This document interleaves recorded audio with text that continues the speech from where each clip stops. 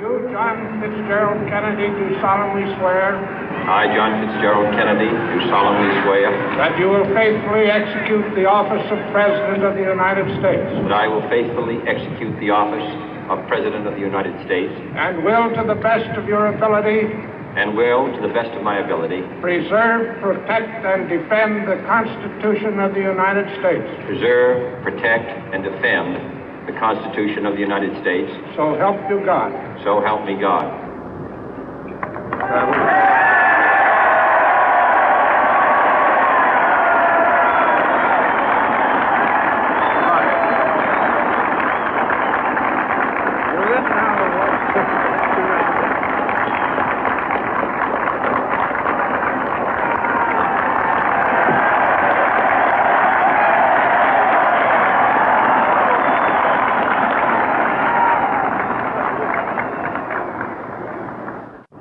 Vice President Johnson, Mr. Speaker, Mr. Chief Justice, President Eisenhower, Vice President Nixon, President Truman, Reverend clergy, fellow citizens.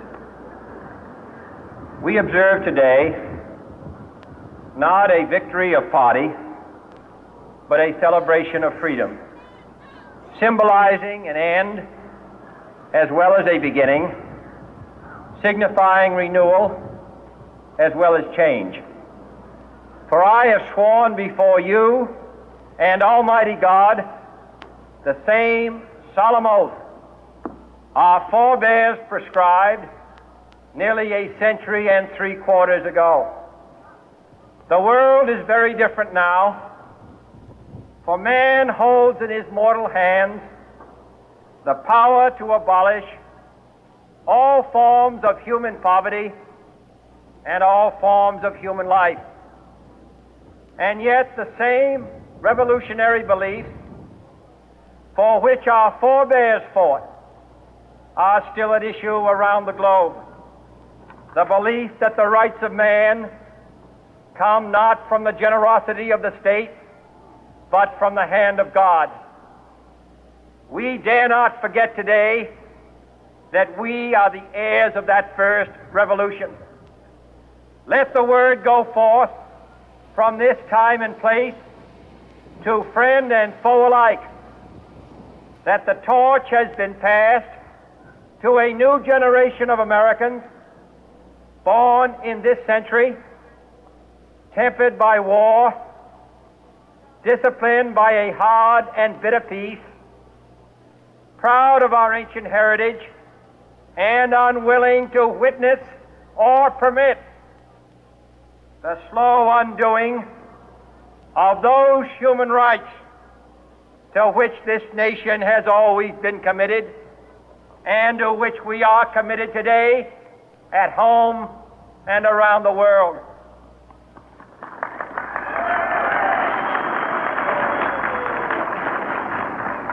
Let every nation know, whether it wishes us well or ill, that we shall pay any price, bear any burden, meet any hardship, support any friend, oppose any foe to assure the survival and the success of liberty.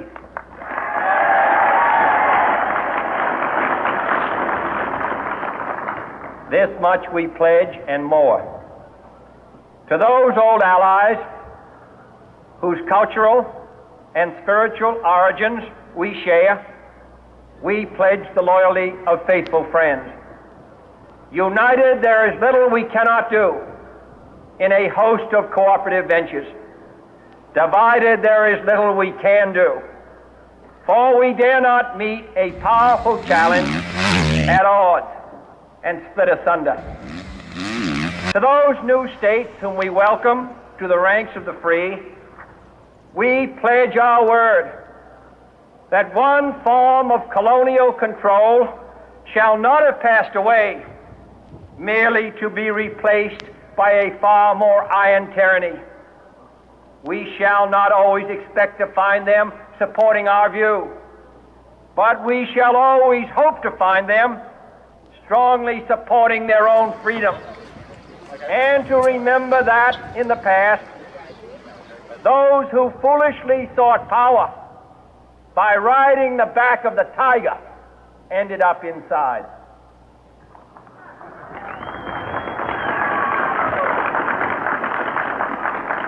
To those people in the huts and villages of half the globe, struggling to break the bonds of mass misery, we pledge our best efforts to help them help themselves. For whatever period is required, not because the communists may be doing it, not because we seek their votes, but because it is right. If a free society cannot help the many who are poor, it cannot save the few who are rich.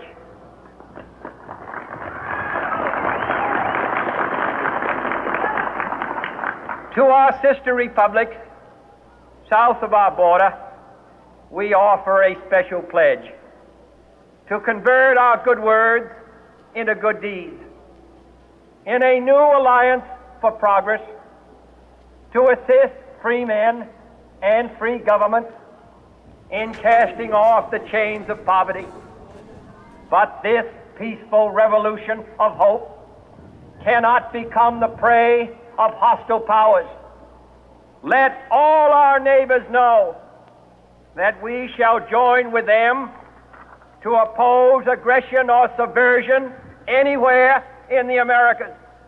And let every other power know that this hemisphere intends to remain the master of its own house. That's a Black Trans Lives Matter. That's a black... To that World Assembly of Sovereign States, the United Nations, our last best hope, in an age where the instruments of war have far outpaced the instruments of peace, we renew our pledge of support to prevent it from becoming merely a forum for invective, to strengthen its shield of the new and the weak, and to enlarge the area in which its writ may run. Finally, to those nations who would make themselves our adversary, we offer not a pledge, but a request that both sides begin anew the quest for peace.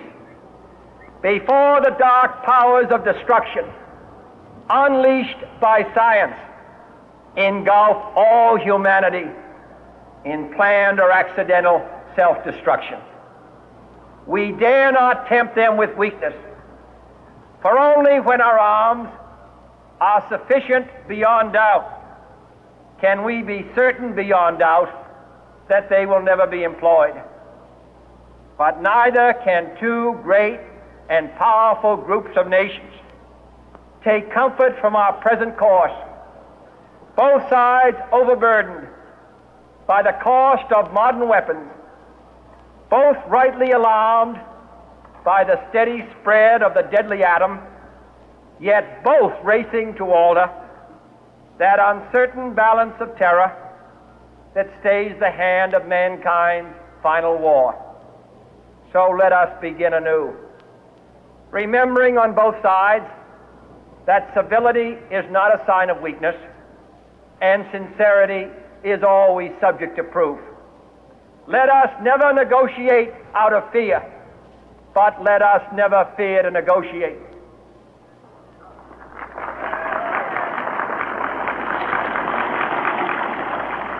Let both sides explore what problems unite us, instead of belaboring those problems which divide us. Let both sides, for the first time, formulate serious and precise proposals for the inspection and control of arms, and bring the absolute power to destroy other nations under the absolute control of all nations.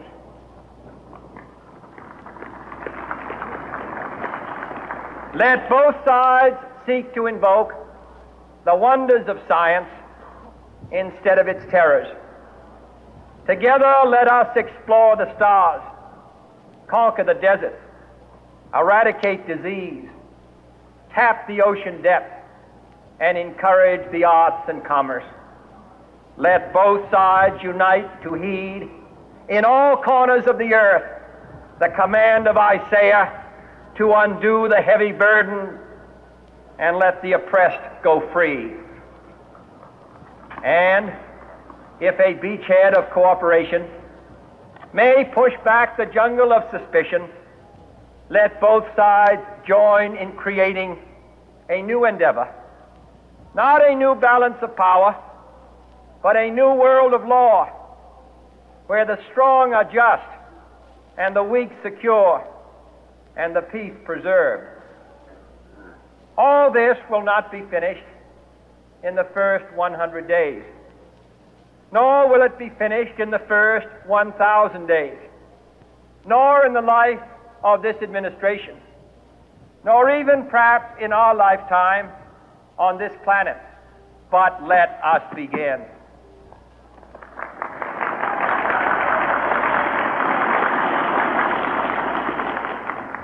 In your hands, my fellow citizens, more than mine, will rest the final success or failure of our course. Since this country was founded, each generation of Americans has been summoned to give testimony to its national loyalty. The graves of young Americans who answered the call to service surround the globe. Now the trumpet summons us again, not as a call to bear arms, though arms we need, not as a call to battle, though in battle we are, but a call to bear the burden of a long twilight struggle, year in and year out, rejoicing in hope, patient in tribulation, a struggle against the common enemies of man, tyranny, poverty, disease, and war itself. Can we forge against these enemies a grand and global alliance, north and south, east and west, that can assure a more fruitful life for all mankind? Will you join in that historic effort?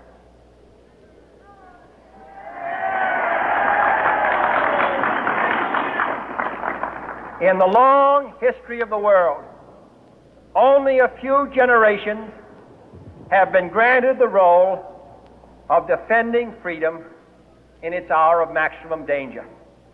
I do not shrink from this responsibility. I welcome it.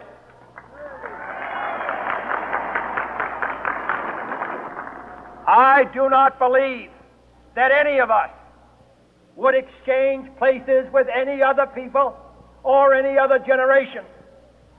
The energy, the faith, the devotion which we bring to this endeavor will light our country and all who serve it. And the glow from that fire can truly light the world. And so, my fellow Americans, ask not what your country can do for you. Ask what you can do for your country.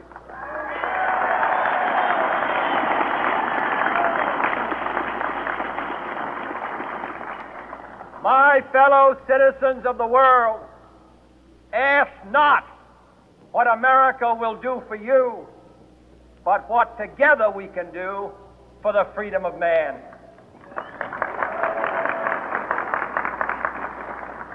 Finally, whether you are citizens of America or citizens of the world, ask of us here the same high standards of strength and sacrifice which we ask of you.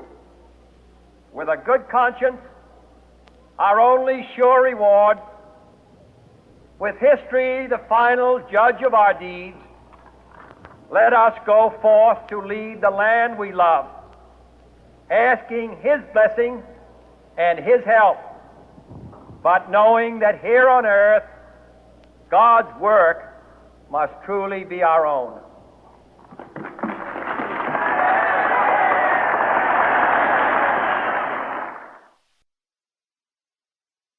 Welcome to the Deep Dive. Today we're plunging into, well, a really powerful piece of rhetoric. We are. We're looking at excerpts from John F. Kennedy's Inaugural Address. Yeah, this isn't just some old text. It feels like a concentrated snapshot of the hopes and fears and definitely calls to action of a really pivotal time. Absolutely. These are the words spoken right there on Capitol Hill, January 20th, 1961, as he's taking the oath. And he framed it carefully, didn't he? Not just a victory of party. No, something much bigger. He called it a celebration of freedom. And the speech itself, it marks this big shift, symbolizing an end as well as a beginning, signifying renewal as well as change. Right. So our mission here in this deep dive, using these key parts you've pulled out for us, is to, get past just reading it. We want to unpack the main ideas, figure out why it hit so hard then, and maybe what its core message still says to us now. Okay, so let's start right at the beginning. The foundation, taking the oath. He mentions it's the same oath used for, nearly a century and 3/4? Yeah, immediately tying that moment way back into American history. But then, boom, Yeah. the contrast. He hits you with the reality of that present moment. That line is chilling, isn't it? Man holds in his mortal hands the power to abolish all forms of human poverty and all forms of human life. It really is. It captures both the incredible potential and the existential threat of the nuclear age in one breath. And what's really interesting is how he goes from that terrifying modern power straight back to this core historical idea. He insists that even though the world's totally different. Right. The same revolutionary beliefs for which our forebears fought are still the main issue globally. And that core belief is it's fundamental. Yeah. The idea that human rights come not from the generosity of the state, but from the hand of God. Mm-hmm. Why was hammering that specific point home so important in 61? Well, you have to remember the context. The Cold War, it was this huge ideological battleground, really, over where rights and legitimacy come from. State versus something else. Exactly. State-centered ideologies said the state grants rights. But the Western tradition, the American tradition, rooted them elsewhere. By saying from the hand of God, he's tapping into that deep American principle and drawing a very clear line against, totalitarian systems. And he links his generation directly to it. We dare not forget today that we are the heirs of that first revolution. It's like saying this legacy is ours now. Precisely. It sets the stage. Okay, so building on that foundation, that inherited principle, the speech then looks outward, right? It sends a message to the whole world. Definitely. Not just a domestic thing. He famously declares, "Let the word go forth," that the torch has been passed to a new generation of Americans. What did that signal? Well, it was obviously about a younger leader taking charge, but also maybe signaling more energy, a different style perhaps, after the Eisenhower years. And he describes this generation. Yeah, born in this century, tempered by war, disciplined by a hard and bitter peace. He's saying they're not naive. They know the dangers out there. They've seen tough times, yet they're still proud of our ancient heritage. And crucially, they are unwilling to witness or permit the slow undoing of those human rights. To which this nation has always been committed. And to which we are committed today, at home, and around the world. That's a big statement. It's like a promise and a warning, all in one. It really is a global commitment to human rights, rooted in that belief he just established. And that sets up all the specific pledges that follow. Absolutely. And the first one, the big overarching one, is incredibly bold. You mean the pay any price one? That's the one. We shall pay any price, bear any burden, meet any hardship, support any friend, oppose any foe to assure the survival and the success of liberty. Just think about the implications of that, any price. That's a heavy commitment right out of the gate. It sets a really high bar. So then he starts breaking it down, region by region, group by group. First, the old allies. What's the message there? It's basically a pledge of loyalty, the loyalty of faithful friends. But it comes with that really important point about unity. Ah, the unite. There is little we cannot do. Divided, there's little we can do. Yeah.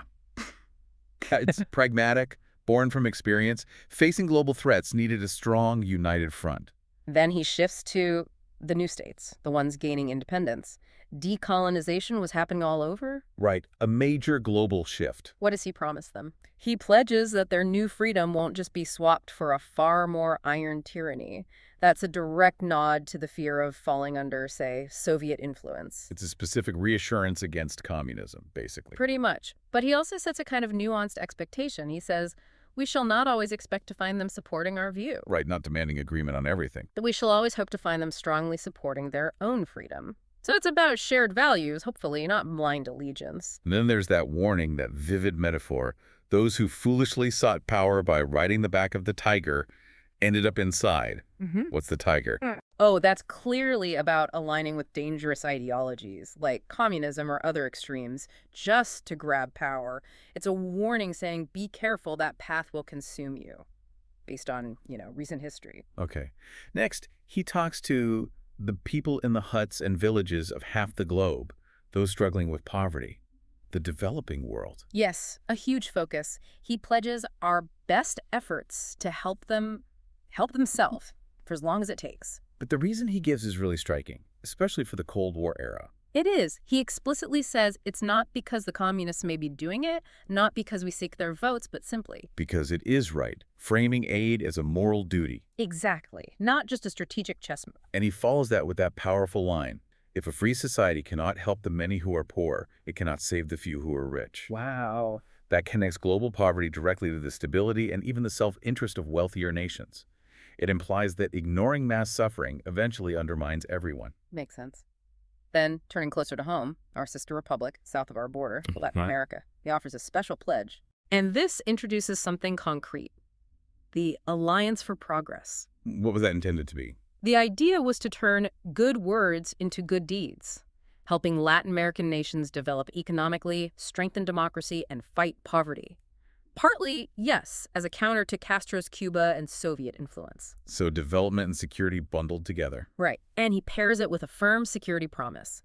Let all our neighbors know that we shall join with them to oppose aggression or subversion anywhere in the Americas. And a message to outsiders.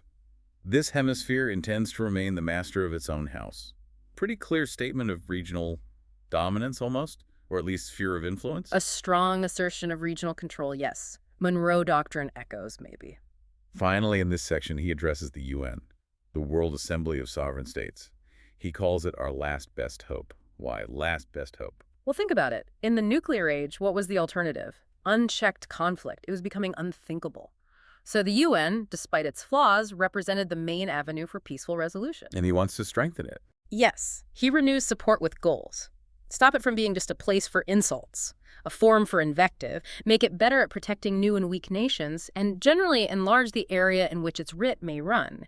He wanted a more effective UN. Okay, so after allies, new states, developing world, Latin America, the UN, the speech then pivots. It turns to those nations who would make themselves our adversary. Yep, facing the other side of the Cold War divide head on. He doesn't sugarcoat the danger. No, he talks about the dark powers of destruction unleashed by science, threatening to engulf all humanity, accidental or planned self-destruction. Grim. Very grim. And because of that, he argues for strength. We dare not tempt them with weakness. The peace through strength idea. Exactly. For only when our arms are sufficient beyond doubt can we be certain beyond doubt that they will never be employed. It's that classic Cold War paradox. Build up arms to prevent their use. But then, almost immediately, he shifts again. He acknowledges the shared danger. Right. He points out both sides are overburdened by the cost of modern weapons, both rightly alarmed by the steady spread of the deadly atom, both stuck in this terrifying arms race, the uncertain balance of terror. They're both looking into the same abyss, basically. Precisely. And out of that shared fear, that shared predicament, he does something remarkable. He issues an invitation. That both sides begin anew the quest for peace. Yes. And he lays out rules for engagement. How to talk to your adversary. It's not about being weak, though. No, it's realism plus strength. Civility is not a sign of weakness, he says, and sincerity is always subject to proof. You need to verify things. And then that iconic phrase comes in, let us never negotiate out of fear, but let us never fear to negotiate. What's the core idea there? It's about separating why you talk from the willingness to talk. Don't let fear push you into bad deals, but don't let fear stop you from exploring possibilities through dialogue either. Keep the door open, but be smart about it. He even suggests specific areas where they could work together. Yeah, he urges them to explore what problems unite us instead of belaboring those problems which divide us. Find common ground. Like arms control. Exactly. He calls for serious and precise proposals for the inspection and control of arms. And then this really radical idea. bringing that destructive power under the absolute control of all nations. Imagine that international control over nuclear weapons. Wow. And he doesn't just focus on stopping the bad stuff. He talks about using science for good. Right. Seek to invoke the wonders of science instead of its terrors. He lists these amazing goals: exploring stars, conquering deserts, curing diseases, tapping the oceans, encouraging arts and commerce. It's a vision of what peace could actually look like. And he elevates it even further, doesn't he? He brings in the prophet Isaiah. He does, urging both sides to unite to heed the command of Isaiah to undo the heavy burden and let the oppressed go free. Using a shared religious text to call for global action is powerful. It gives the whole quest this sort of moral, almost transcendent dimension. Yeah. Beyond just politics. Absolutely. The end goal isn't just managing the balance of power, it's creating a new world of law where the strong are just and the weak secure and the peace preserved. A hugely ambitious vision for how the world should work. So, after laying out this incredibly sweeping, ambitious plan for the whole world, he brings it back down to earth a bit. He gets real about the timing. Yeah, that's important. He says, look, all this will not be finished in the first 100 days, nor in the first 1,000 days, nor even perhaps in our lifetime on this planet. Why inject that dose of long-term realism right after painting such a grand vision? I think it's honesty, acknowledging the sheer scale of these challenges. These aren't overnight fixes. They're generational tasks. And he doesn't leave it there. The crucial follow-up is, but let us begin. It's a defiant call to start the work anyway, despite how long it will take. Don't be paralyzed by the size of the task. And then he does something really significant. He puts the responsibility squarely on the listeners. Yes. In your hands, my fellow citizens, more than mine, will rest the final success or failure of our course. It's not just about him. It's about everyone. He connects it to past sacrifices, mentioning the graves of young Americans around the world who answered the call before. And says the trumpet summons us again. But the fight is different now. Not just a call to arms. No, but a call to bear the burden of a long twilight struggle year in and year out. That phrase, long twilight struggle, what does that evoke for you? It sounds persistent, maybe ambiguous. Not a clear war, but a constant, ongoing effort in maybe murky conditions. I think that's right. And the enemies are defined broadly. The common enemies of man: tyranny, poverty, disease, and war itself.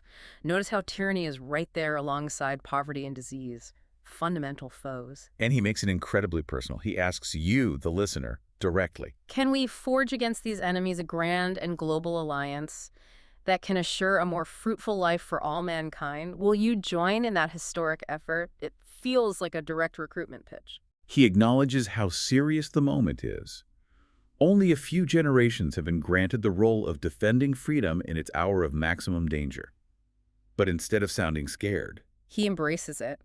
I do not shrink from this responsibility. I welcome it. It's a challenge accepted. And he talks about the potential impact of everyone pitching in, the energy, the faith, the devotion we bring. Will light our country and all who serve it. And the glow from that fire can truly light the world. It's this idea of America's effort being a beacon for others. And all that energy, that devotion, it leads into probably the single most famous line of the entire speech, the challenge to Americans. The one everyone knows: ask not what your country can do for you. Ask what you can do for your country. It completely flips the usual expectation of what you get from the government. And he immediately takes that same idea global. He addresses the citizens of the world, asking them, ask not what America will do for you, but what together we can do for the freedom of man. It universalizes the call to action to shared responsibility. Right, and he asks for the same high standards from everyone involved. Leaders, citizens here, citizens around the world. Mutual expectation of effort and sacrifice. The reward he points to isn't material gain, is it? No, not at all. It's internal. It's lasting. With a good conscience, our only sure reward, with history, the final judge of our deeds, focuses on integrity, legacy. And the speech ends with that final call. Let us go forth to lead the land we love, asking for God's blessing, but with this really stark realization. That here on earth, God's work must truly be our own. The responsibility lands back on human action. Wow. Okay. Taking this deep dive, really looking at the words, the structure, It shows how much is packed in there. It's not just soundbite. Not at all. It's this carefully built argument. It goes from basic beliefs to global strategy, from nuclear terror to hopes for cooperation, and ultimately it puts the power and the responsibility right back onto the individual. Yeah, it connects to the present moment back to history, but also faces these totally new modern dangers. Yeah. It balances that need for strength with a real push for peace and talking. And it frames things like human rights and fighting poverty as moral issues, not just politics. And maybe the biggest takeaway is that the success of this whole grand vision wasn't just on Kennedy, it was on the collective effort. Everyone had a part to play. And that final thought, here on Earth, God's work must truly be our own. That's a powerful idea to just sit with for a moment. Mm-hmm. What does that really mean for balancing faith, hope, and just the sheer necessity of human action, to tackle that long twilight struggle against those common enemies, tyranny, poverty, disease, war, not just back then, but in the world you live in today? Definitely something to think about as we face our own challenges. We hope this deep dive into these specific words gave you a clearer sense of that moment and maybe a message that still resonates. こんにちは。今回はジョン・ F ・ケネディ大統領の就任演説、その音声記録をですね、一緒に深く見ていきたいと思います。ケネディ自身がこれは自由の祝祭なんだと語ったように、刷新と変化、そういうものを象徴する演説でしたね。時代背景としては人類が自分らの滅亡する力と同時にあらゆる貧困をなくす力、その両方を持ってしまった非常に緊張感のある時代でした。そして人の権利は神から与えられたもので国家からじゃないんだという建国の理念そのものが世界中でちょっと問われていた、そういう時期でもあったわけですね。で今回の、私たちの探求ですが、この歴史的な言葉の中心にあるメッセージ、特に松明は新しい世代に引き継がれたんだという宣言、それから国内外の自由に対する強い意志、これを解き明かしていこうと思います。早速ですが核心部分見ていきましょうか。まず最初に耳を引くのはやっぱり自由への決意表明のなんというか力強さですよね。自由を守り成功させるためならどんな代償も払い、どんな重荷も負い、どんな困難にも立ち向かい、どんな友も支え、どんな敵にも反対すると。これものすごく強い言葉ですけど、単なる言葉の焦り屋ではないんですよね。全くその通りです。これは冷戦という非常に厳しい現実、それを踏まえた上での新しい世代の覚悟の表明なんですよ。最初の革命の継承者として自由を守る責任を自ら引き受けるんだという能動的な意志が強く込められていますね。単に理想を語るだけじゃなくて具体的な行動をしますよという決意が見える、そこが重要です。なるほど。その決意が今度は世界に向けた具体的な約束にもつながっていくわけですね。古い同盟国には忠誠を誓い、新しく自由になった国々には、自分たちの力で自由を守ってほしいという期待。道理に虎の背に乗って力を求める者は最後にはその中に飲み込まれるぞみたいなちょっとした警告も。はいはい。あと貧しい人々への援助はそれが正しいことだからという理由で約束すると、このあたりかなり戦略的な感じもしますけど。おっしゃる通り、これはケネディ政権の初期の外交政策、その基本方針を示していると言っていいでしょうね。対象ごとにメッセージを巧みに使い分けている。単なる援助じゃなくてあくまで自由と自立を促すんだという姿勢。特にラテンアメリカ諸国への進歩のための同盟の提案とか国連への支援を改めて誓うあたりは地域への強い関与と、多国間協調への意思の表れですね。非常に計算された構成だと思います。でそこから一転して今度は敵対する国々に対しては約束じゃなくて要請という形になるんですね。科学が生んだ破壊の力が、計画的か偶発的か自己破壊で全人類を飲み込む前に一緒に平和を探求し始めようじゃないかと、ここで有名な言葉が出てくる。あれですね。恐怖によって交渉するんじゃなくて交渉すること自体を恐れないようにしようと。しかもさらに踏み込んで我々を分ける問題ばかりじゃなくて結びつける問題を探そうとか、兵器の査察と管理、そのための真剣な提案を一緒に作ろうとか、科学の素晴らしい力を平和のために使おうなんてかなり具体的な協力まで呼びかけている。これはどういう狙いがあったんでしょうか。そこが非常に巧みな点だと思います。一方で軍備の重要性、つまり我々の軍備が疑いなく十分である場合にのみそれが決して使われないことを確信できるという現実的な視点も示している。はい。でも同時に核戦争の恐怖による不確実な恐怖の均衡みたいな状態からは何とか脱却したいと、対立はしていても対話とそれから具体的な軍縮への道は作っていくんだという、現実主義と理想主義の絶妙なバランス感覚が際立ってますよね。なるほど。全てが最初の100日や1000日で終わるわけじゃないとも言っていて、長期的な視点もちゃんと示唆しているんですね。そして演説は最も有名と言ってもいいフレーズへと向かっていきますね。あなたの国があなたのために何ができるかを問うのではなく、あなたがあなたの国のために何ができるかを問うてほしい。はい。さらに世界に向けても、アメリカがあなたのために何をするかじゃなくて、人類の自由のために我々が一緒に何ができるか、それを問うてほしいと。これ今聞いてもやっぱりすごく心を打たれるんですが、なぜこれほどまでに響くんでしょうかね。それはこれが単なるキャッチフレーズとかスローガンにとどまっていないからでしょうね。市民一人一人の当事者意識というか行動、それから国際的な連帯責任に直接的に強く訴えかけている。ああ、なるほど。自由が今最大の危機にある。その時にそれを守る役割が君たちには与えられているんだと。そういう世代なんだっていう自覚を促して、未来は誰か指導者任せじゃなくて我々市民自身の手の中にあるんだと力強く宣言しているわけです。この普遍的なその責任への呼びかけ、それが時代を超えて多くの人の共感を呼ぶ理由なんだと思いますよ。なるほど。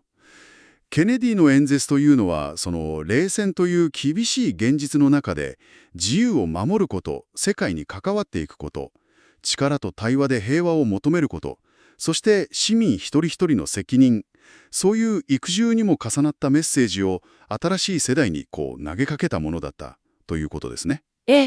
まさしく。そしてこの演説が投げかけた課題、例えば専制主義とか貧困、病気、戦争といった人類共通の敵に対して世界が協力する必要性、あるいは個人個人の責任の重み、こういった点は半世紀以上経った現代を生きるあなたにとってどう響くでしょうかね。当時の冷戦下の文脈で発せられた呼びかけが今の例えば気候変動とかパンデミックとか、あるいは新たな対立の構造とか、そういう現代のグローバルな課題を考える上でどんな意味を持つのか、これはもしかしたら私たち一人一人が改めて向き合ってみるべき問いなのかもしれませんね。深い問いかけですね。今回の探求お付き合いいただきありがとうございました。